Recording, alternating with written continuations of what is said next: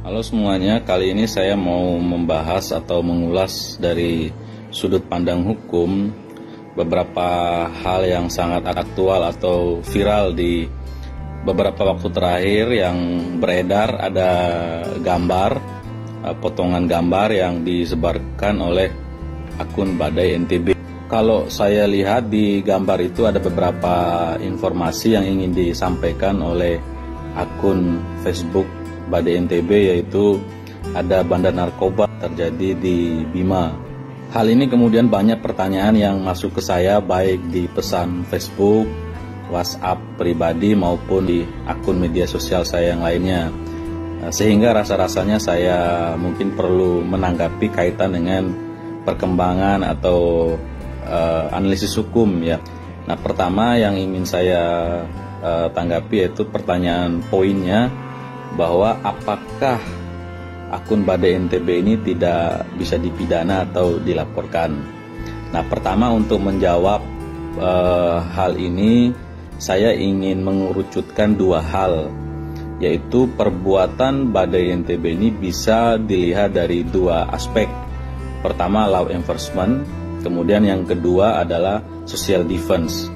Law enforcement itu kita dihadapkan pada apakah perbuatan Badai NTB ini melanggar ketentuan aturan-peraturan perundang-undangan atau aspek pelanggaran hukum pidananya. Nah, untuk membahas ini tentu kita membahas pertama tentu fakta, kemudian pasal yang digunakan apa. Nah, kalau kita lihat dari gambar yang beredar itu identitasnya jelas, kaitan dengan foto yang mengarah kepada seseorang ataupun ada dilekatkan institusi. Nah, dalam hal ini kalau kita merujuk di ketentuan pasal KUHP itu berkaitan dengan penghinaan yang ada di pasal 310 hingga pasal 321. Nah, coraknya bisa kita sesuaikan di ketentuan lainnya secara khusus. Kalau ini disebarkan melalui media sosial, bisa juga menggunakan Undang-Undang ITE. Di Undang-Undang ITE ini terdapat pada pasal 27 ayat 3 ini secara khusus. Tapi kalau kita lihat di perubahan ketentuan Undang-Undang ITE ini yang baru, di penjelasannya itu juga menegaskan bahwa penerapan pasal 27 ayat 3 ini harus juga memperhatikan ketentuan induknya yang ada di pasal 310 maupun tentang penghinaan. Kalau bicara di KUHP itu sebenarnya di beberapa penjelasan ahli itu sebenarnya ada 6 pokok berkaitan dengan perbuatan penghinaan. Yang pertama itu terkait dengan menista, kemudian yang kedua itu menista dengan surat, kemudian memfitnah, penghinaan ringan, mengadu secara memfitnah, dan tuduhan secara memfitnah. Dari 6 jenis ini kita bisa lihat ketentuannya itu ada di mulai dari pasal 310, kemudian pasal 311, pasal 315, kemudian pasal 317, pasal 318. Pertanyaannya kemudian yang mana nih pasalnya berkaitan dengan perbuatan yang dilakukan oleh akun Badai NTB. Nah, pertama tentu kita perlu definisikan dulu secara umum ya terkait dengan aspek penghinaan. Apa sih penghinaan itu? Menghina ini biasanya kan menyerang kehormatan ya, yang diserang itu biasanya merasa malu. Diserang di sini ini hanya tentang kehormatan terkait dengan nama baik. Di ketentuan pasal 310 ayat 1 itu sebagai ketentuan pokok itu yang menuduh yang melakukan sesuatu untuk diketahui umum atau publik ya, agar tersiar ya. Kemudian di ketentuan ayat 2 itu berkaitan dengan kalau tuduhan itu menggunakan tulisan maupun gambar ya. Nah, sekilas memang kalau kita kaitkan dengan perbuatan akun Badai NTB ini bisa masuk di kategori pasal 310 ayat kedua. Dan juga selain membaca 310, yang penting diperhatikan juga adalah ketentuan di ayat ketiga itu menyatakan tidak masuk menista ataupun penghinaan ketika yang dilakukan itu untuk membela kepentingan umum atau untuk mempertahankan dirinya. Sehingga dalam konteks ini yang dilakukan, penyebaran gambar, juga ada narasi berkaitan dengan ini untuk kebaikan seluruh masyarakat. Ini kemudian yang harus didalami, apakah benar untuk membela kepentingan umum atau tidak. Ketika ada ayat 3 ini, maka gugur ayat 1 dan ayat 2-nya. Juga kita bisa memperhatikan ketentuan pasal 311.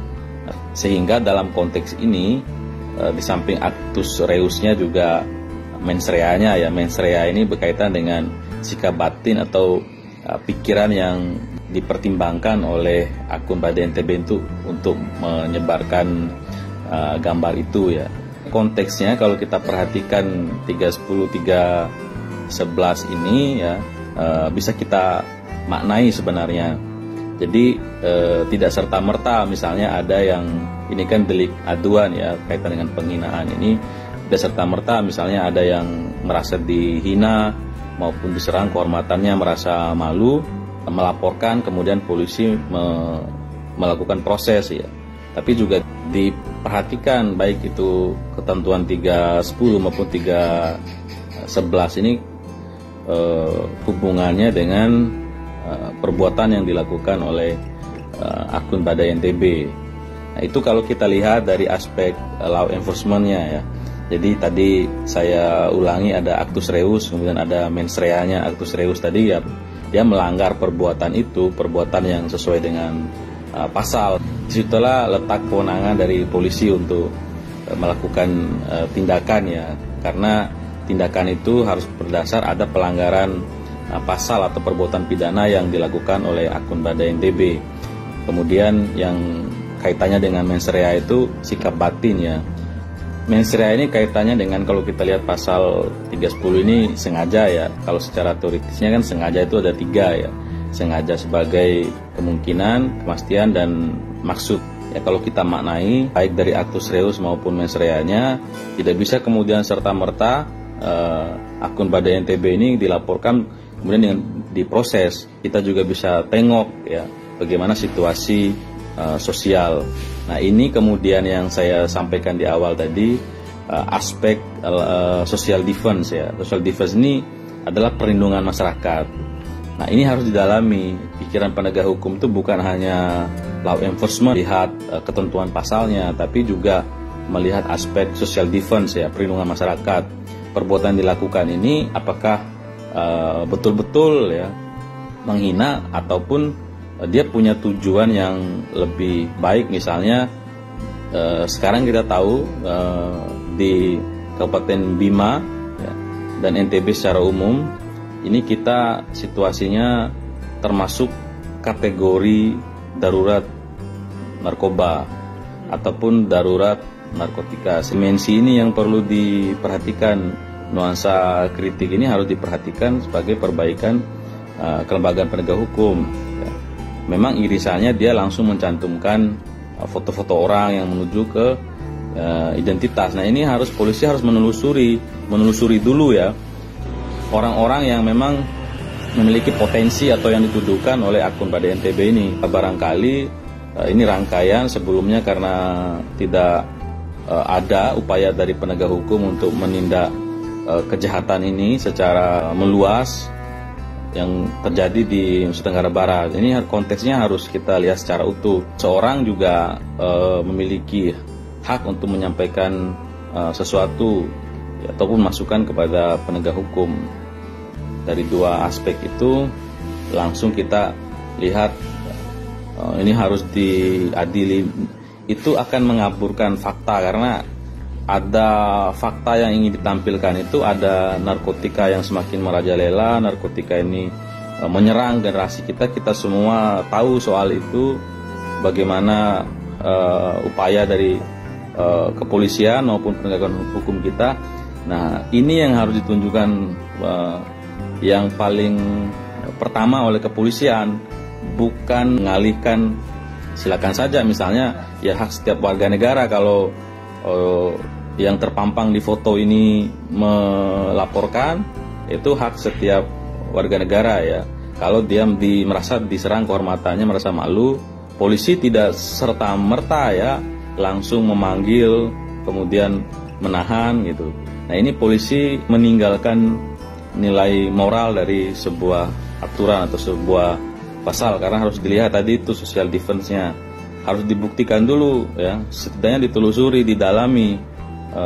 Ini kan ada informasi ya, apakah ya selama ini akun Badai NTB ini sudah melakukan laporan, kemudian polisi tidak menindaklanjuti, atau sudah tertutup itu saluran penegak hukum sehingga masyarakat itu mengadukan ke media. Ini sekaligus bahan evaluasi dari kepolisian. Ada apa masyarakat lebih senang mengadukan di media sosial daripada mengadukan di kantor polisi?